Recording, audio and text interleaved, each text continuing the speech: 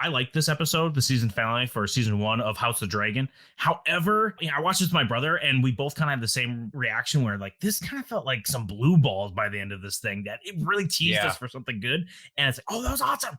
And then it was the end. And I was like, oh, you just teased me with all this shit. That's kind of the point, right? Though, yeah, like the cliffhanger. The cliffhanger. 2 years till we get the second season. Possibly. I know, or maybe dude. a year and a half. I bet it'll be a year and a half. I don't think they'll make us wait the full 2 years. And no, because I think this is like the schedule Game of Thrones generally takes is like in the fall, like later part of the year. Yeah, but still, I don't know. Why wouldn't, if they can film it and produce it early, why wouldn't they? I mean, I understand they're not going to be able to make the deadline literally of next fall or whatever, but why wouldn't they just go a year and a half if they're able to? Either way, I agree with you. I think that this episode did leave a lot like wanting. And dude, I mean, even though there was no action in episode 8, they blew their load in episode 8. That thing was, that's a god tier episode. And 9 was just, didn't live up. Yeah, 9 was definitely a step down. Yeah, and 10 was better than 9 for sure, but it also didn't live up, Yeah, 8 is literally the peak of the season, and it's gone down. I don't know how you would like graphically, or I could graphically depict it, but I'm just trying to visualize it right now. It go up, peak at 8, drop down to 9, and then goes a little higher up. Yeah. Just bounces a little back up for episode 10. But episode 10, there's just, I don't know, there's moments in here where I just hate how this season makes everyone love Team Black. And I don't know if it's supposed to be that black and white. No, I hate how like they're like, oh, look, it's so everyone's honor bound by Rhaenyra, and Rhaenyra's like the son is like, I love you, Mom, you're so perfect. Like literally the scene right here where we're showing her, Mom, how do you do it all? You're just so perfect. I'm like, dude, Rhaenyra is literally the worst. Any person that she has been defends the worst. Rhaenyra and is like, Alicent wears her religion as like some shroud over her that she can be, a hypocrite. It's like, dude, Rhaenyra uses her love of her father to blanket all of the misdoings she's ever done and bad maneuvering she's done to secure her claim to the throne. You're right. She's like, oh yeah, here, let me just marry Laenor after my father told me to because I was trying to fuck my uncle a little bit ago. And then I can't get Laenor to fuck me well enough, which I suspect. This is here theory. Ready? Theory time. Theory time. Strong's dick was way too big. Laenor gets in there and he's like, dude, I can't get any friction in here. I can't. That's what it was. You think? I guarantee you, because what other way? Do you think he had Carl in the room to look at, so he didn't have to look at Rhaenyra? Because he's gay. He's gay. Yeah. He had him over. Like, I think he was like a whose lines it anyways thing, where it's like the person's in front. Oh, you know what I'm saying? Yeah, I know exactly. But it has her parts in front, but his face. He's like, oh wow, this is great. It's a killer strategy. It just sucks that Rhaenyra had to be such a, say it, whore. Yeah. Oh no, it's Daemon. What'd you think of this episode and Rhaenyra and like more directly? Rhaenyra? Well, okay, this is what I was going to say, though. It's like, yeah, she sucks, and she's sucked so far. It's not like these characters can't have growth, though. It's definitely too early for me to say I like Rhaenyra or whatever, and I think I am being manipulated a little bit by the show. Like you said, they're trying so hard to get us to hate Team Green and love Team Black. Like in the last episode was basically entirely Team Green. Yeah. And it was only them doing devious things. I know. Except for like the only righteous people were people who were going behind their backs. At least that's how it was framed. Well, or Alicent, and she's barely Team Green. I honestly feel like she might defect eventually. Yeah. I think she might defect. No, I don't think she's going to defect, but she basically, Alicent really just cares about her kids, not so much like my father's are the high tower stability in the realm and moving up the ladder. Well, you said that they're making him look so devious. Yeah, the Lord of Laws, whatever his name is, when he talks to Alicent when Alicent's like, how'd you guys were planning behind my back? And he's like, we won't want you to devolve these dark, deep secret. Well, I forgot what he says, but it's just like, dude, you're just showing your hand like, I'm the bad guy. Get it? And yes, he described it as evil, basically. That's what they were doing. Yeah, it's like, but it's just dumb. So I'm not a big fan of Rhaenyra in here, and I know Rhaenyra is going through a lot, but what was the whole? Okay, name 2 things that she's lost in the last few days. Okay. Yeah, exactly. She's like, yeah, my father died. I'm gonna shit. I guess not. Yeah, I don't know. That whole scene was kind of weird. That the way she was giving birth, I know it's probably very painful, and she's like pacing around, but it almost sounded like an over the top like stage performance. Like you'd see at some local community theater. You're like, this guy's just like, walking around. He's like, I was like, I was not convinced. Well, also she's not very pregnant either, so it's a weird looking scene. I'm sure it was like a preemie. It definitely was. Yeah. Well, they said like the pregnancy's not supposed to be Eunice. I was watching this with Eunice or whatever, and she was just like caving and going around the room. and she calls the kids in or whatever. I know. And I know, and Uni's just like, oh, they probably just think their mom's vibrators, and it's just like, oh, it's like, yeah, because it didn't look, it seemed overplayed. It did look overplayed, but I'm sure it wasn't or whatever. I don't care. I don't care. She calls him in. She calls him into the room to tell him what, your grandpa's dead, and you guys will be the next one on the throne. They're like, Mom, I know. Holy shit, can this fucking wait? Yeah, we read the Raven's message. This childbirth is not going to take that long. It's like, don't let anything happen. And it's just like, dude, Rhaenyra. And I get it because Daemon's like, ready to go. But this is what he's literally giving orders in the next room immediately. I love it. I love Daemon and Otto in this, that are actually pragmatically looking at this. Yes, like, they are. We will strike first, and that way we're not on the defensive, unlike our opponent will be.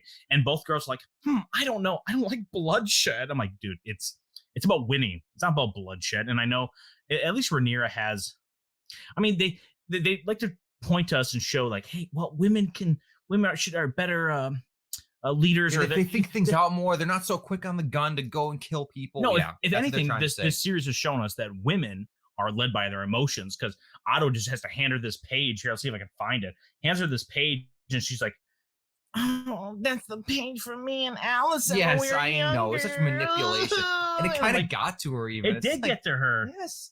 Yeah, the fact that led her to make it, or even consider a different decision, is insane. Because we know they're not the same people that they were. If she is foolish enough to think that I'm still the same person that I was at that time, therefore Allison's the same person she was at that time, this is all a big misunderstanding, it's just retarded, dude. Come on. Yeah, I love Otto in this episode. Everyone else has dragons right on. Yeah. Otto has his fucking dick dragon behind him. And big dick energy, just walking up, no dragon, no support, just like, here are the terms of your surrender. Okay, yeah, but you know why? Because everybody knows that if they acted on it and did anything to him, then they'd be destroyed by everybody. You know what I mean? Even people who hadn't decided if they were their allies, they're going to side with King's Landing at that point. Yeah, if they immediately kill Otto, what'd you think? Sign of bad faith. What'd you think of Rhaenyra just immediately going up to you're not hand of the king, you fucking little traitor. That was so weird. Oh, over the top. I'm like, chill out, lady. Okay, she threw that, and then immediately Otto was like, says like, King's God, bring me the item. And I think they brought a little thing in a cloth. I thought he was going to pull out another hand pin and just put a replacement hand pin in there. Oh, that'd be hilarious. Dude. That'd be peak comedy. And right up Otto's alley. It's kind of an alpha move as well. Yeah, that's true. Yeah. That would have been hilarious if you had the next one going there. But yeah, I like Otto in this. I don't like how the last two episodes didn't focus on or didn't show us both sides. I kind of wish that they were a little more blended or whatever. Yes. And I don't know. And also, toward the end of this, when we finally do get to see a little bit from the other side with Aemond, yes, I was watching the Unis. I knew immediately this is gonna happen. I called it like early in the episode. That kid, yeah. I thought you were gonna do some sort of Asian accent. I'm not gonna try to whip out an Asian accent. I was gonna say no, don't do that. I'll hold my eyes squinted for the rest of the review. No one can see it but Don Boy and exactly. Yeah. I knew that was going to happen, and so I wish it wasn't so predictable. And it was a cool scene and everything, especially seeing Storm's End, dude. The Baratheon whole Storm's End looks awesome, amazing, and then it's also storming the whole time too. It's like, oh yeah, and that Baratheon too looked great. Very reminiscent of King Robert. It was cool. Real quick, I want to look at this guy. I want to try to pull him up here. Which guy? The Baratheon guy here. The Lord of Storm's End. The Lord of Storm's End here. Yeah, I think I had him right there. Okay. We watched this and I was like, this guy looks like Zach Galifianakis. I said the same thing. He looks like Zach Galifianakis, kind of mixed with like. And then my brother said Ron Swanson a little bit there. Yeah, I can see that a little bit. Who else do you think he looks like? He just reminded me of Orm because Norseman has been on. Anyone that has not seen Norseman, please go watch Norseman. It's hilarious. So good. What do you think of Aemon's performance in here, especially with his new Sapphire Eye? Which they didn't tell us when he put that in. No, but. Maybe it's in there the whole time. He just never said anything. We haven't read the book. I think we're going to read the book after now. And get all the spoilers. But he just popped that bad boy out. He did not see it coming here. Don't say Nazi, please. But yeah, I kind of like that he has the eye, but I don't like his mentality a lot here. It made him seem kind of what? Well, I'm letting you finish as I'm making fun of you. Okay, this I'm okay with. I like that he wants the eye. It's kind of an alpha move. You know what I mean? Asserting his dominance over this. Plus, he has big dick energy from just having this Baratheon basically kick out the Valyrian kid, whatever. But this whole thing where he follows him on Dragonback, I thought he was following him on Dragonback to kill him. And that would be cool. That would actually be cool. Like, this is an alpha move. He's really going ham and sure, it's escalating the war haphazardly or whatever, but I mean, I respect that. but instead it was like an accident. Like, what was he trying to do? Just intimidate him, bully him in the sky? It's like, yeah, you want to chase the kid in the bathroom saying, I'm going to kill you. I'm going to kill you. And be like, I'm just going to kill him. I'm just kidding. And like, oh no, my blade is not even so. What was he going to do? Chase him like halfway back to Dragonstone? Like, I don't understand like, what the purpose it's was. It's the edging of murder, I guess, right? Oh, he's going to murder me, right? And then he just got him to close to the point. But eventually he would have murdered him then. No. I don't think he wanted to. See, that's my issue. I think I want him to want to murder this kid because I wanted to murder him. You did? A little bit. I've never liked these two strong kids. I'm not a big fan of them either. The one, Jace, the one that dies in this episode, he has this face of like confusion. He's like, oh, like what's going on? Like, oh. He could have been played by Michael Cera and probably would have given a better performance, or probably the same performance. True. Just like, I don't know what's going on. I'm just a messenger. And then Aemon's like, dude. I'm just a messenger. Yeah, I'll tell you what to need violence or bloodshed. Also, our Baratheon boy here, the Lord of Storm's End, he doesn't even know how to read. So for all we know, the Maester's like, he's great. It's a great deal. He's like, dude, he's like, your dad told you to. That's why you should be with Rhaenyra. And he's like, you think because my father bent the knee? Yeah, Jason's like, well, no, it's not what it. Does Jace not know what the message says? And if that is the extent of the message, that's pretty lame terms. Being like, you have my blood. You have to side with me. And then I know, Aemon actually is a great deal here. The prince, the second son, or the brother to the king, could then marry the Baratheon here. That's a great deal for him. It is. And then if they have kids, right? Those are dragons now with the Baratheon. I know. Yeah, and that's a cool. It's a cool alliance to think about. And we know it doesn't happen. Or at least it doesn't. If it does, it doesn't last very long. Well, it doesn't last. Like a lot of these alliances are weird because the Lannisters are going to side with the Greens. Yep. And then you have most likely the who else is with the Blacks here? Probably the Starks or whatever we kind of talked about. And now if those two go after each other, I don't think the houses are going to go extinct, but definitely the leaders might have to change, or like the head of that house will then have to be killed, and then the brother might take over. Whatever. See, that's the other thing too. I was actually surprised by I thought we were going to see House Stark. I really did in this episode because we knew that what's his name? Not Jace, the other one. Luke. Oh no, it's Jace. The older one's Jace. We kept Luke. Holy shit! Did we just keep saying? Yeah, sorry, we meant. Yeah, we meant reverse the names. But Jace, he's flying to Winterfell and a couple other places. But I really thought they were going to have this episode be a little bit longer, and then for the fan service, show us Winterfell. Like, oh, dude, we saw this place in Game of Thrones. I really thought we were going to see that, and honestly, that's kind of fan service I want to see. I do want to see more of the Seven Kingdoms in this because we haven't seen very much so far. We've only seen like King's Landing, Dragonstone, and Driftmark, I think, right? Maybe the Stepstones as well. Is that it? Of the areas we've seen thus far. Yeah, I mean, I guess, and I think this is the second time we've seen Storm's End, right? Because when Rhaenyra was on that campaign to choose a husband, didn't she come to Storm's End? Yeah, she did. Okay. But we're just inside there, the same place we've seen inside. Right. So I wish we could see a little bit more. This dragon is tiny. The one that Luke is flying. It is pathetic, but dude, Vhagar is so big. It's unbelievable. It's amazing. That shot, and I'll praise the shit out of this. That shot when Luke first arrives. Oh yeah, and then and Storm's, and then you see the lightning flash, and you see Vhagar in the background. It's like, holy shit. Speaking of huge dragons, that one that Daemon has cooking downstairs. What's up with that thing? I don't know where that is. If it is in Dragonstone or not, I assume it is because I don't think he left anywhere. But I think that is a secret dragon. Just Jaehaerys's. Right, Sure. Well, that's fine. I mean, it's big. It's not as big as well, because you'll have people pass away and their dragon's still alive, right? Yeah, rest in peace. Yeah, rest in power, rest in piss. Rest in piss, Jaehaerys. Shit. Yeah, peaceful king first. My ass. What is it, Jaehaerys? Right, Jaehaerys. I keep saying Jaehaerys. No, you said Jaehaerys. Jaehaerys. Yeah, Jaehaerys has a dragon. So does his wife. They die, and then no one takes them over as dragon riders yet. So they're just out there. What do you think of Daemon this episode? He's ready to go to war, which I'm totally fine with. But at that one moment, he starts choking out Rhaenyra. Do you think that's over the top? Do you think that's in character? I thought I was confused by that. Both me and Eunice are both like, okay, because is this going to evolve into anything? Because I feel like now, if going forward, there's a little bit of a shadow cast, on Daemon now. Like, isn't there a little bit more of a negative connotation now that he's choking Rhaenyra? Because Rhaenyra kind of seemed like. She still seems to kind of liked it a little bit. I thought she didn't say too. no. I know. Did she say stop? Yeah, that's what I was going to say. She looked a little disappointed when he stopped. To be honest with you. This is very mild compared to the normal choke play. But no, this just seems like until this point, Rhaenyra has been the one thing that he won't touch. You know what I mean? Or won't like insult or whatever. Okay, he touches the shit out of her. I shouldn't say that, but in a negative way. But in this, the fact he's willing to go there, seemingly for no reason. Yeah, like she mentions the Song of Ice and Fire, and he chokes her. It's like, but if he doesn't even know what that is, I don't understand what his anger is about. So part of it seems out of character to me. I think he has two parts of his anger coming out right there. One of it is that his brother Viserys never told him about the prophecy. If it's true, he's kind of like, what the fuck?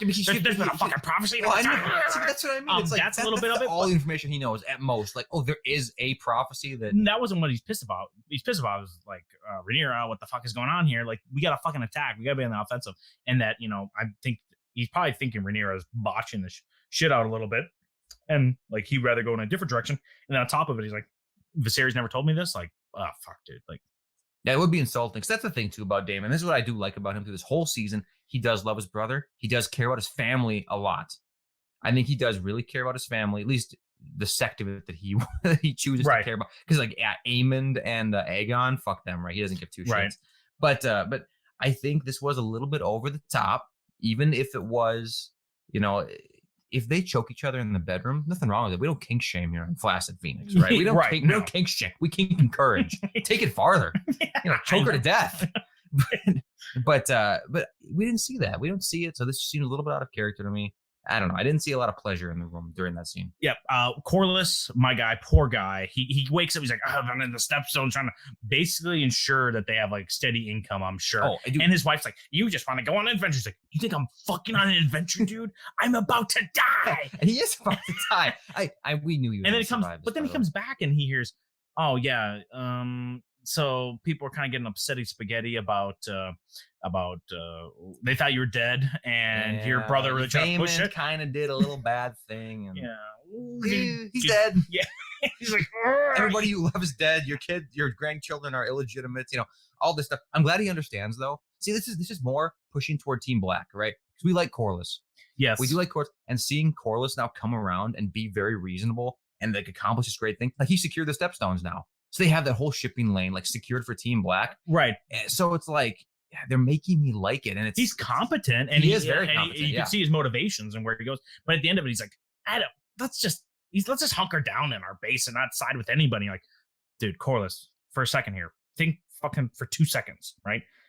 Your sons or your grandsons and your granddaughters are married to each other.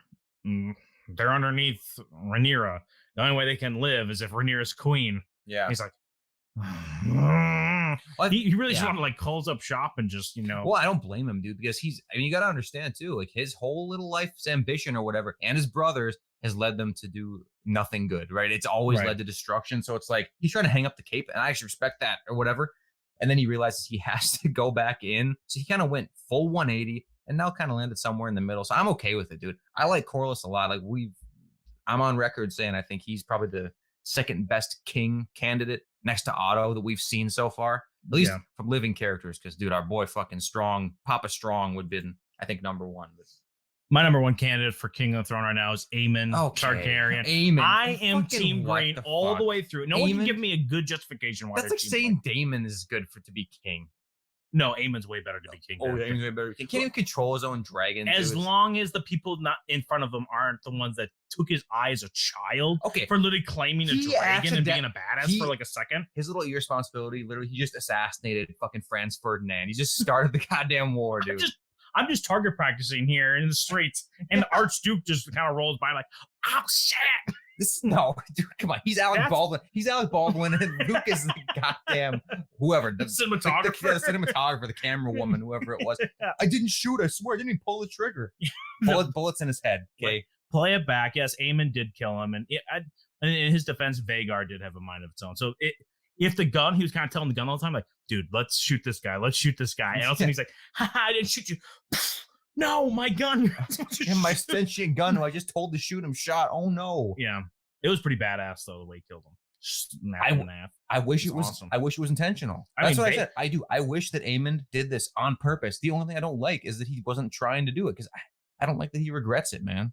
Yeah. Well, I think they kind of show that he's a little bit honorable. So kinslaying would not be that's no bueno in Westeros. It's very looked down upon. It's just the neener stuff. It seems so immature. It's like, okay, I'm so glad he's honorable, but it's like oh, I didn't actually mean to kill you. I just followed you to your death. He has one fucking eye, dude. Okay, he's constantly reminded. Is that half his brain shut off too? Every time someone walks by him and he cannot see where he's at, he's constantly reminded that he was punished for one of the most badass things you could ever do. What, call someone a bastard? It's pretty cool, you fucking bastard.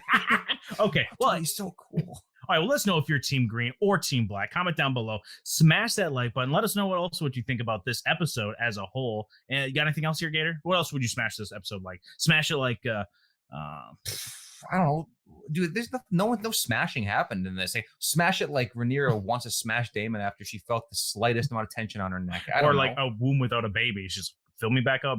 Oh Daemon, yeah, dude. Put Daemon another Daddy. one in there. They are not afraid. They are having kids left and right. That's her sixth kid. I know, it's unbelievable. She is loosey goosey, man. Yeah, she is. All right, smash that like button, like Daddy Daemon needs to smash Rhaenyra again. Get some babies pumping through there, and subscribe if you want to see more content like this.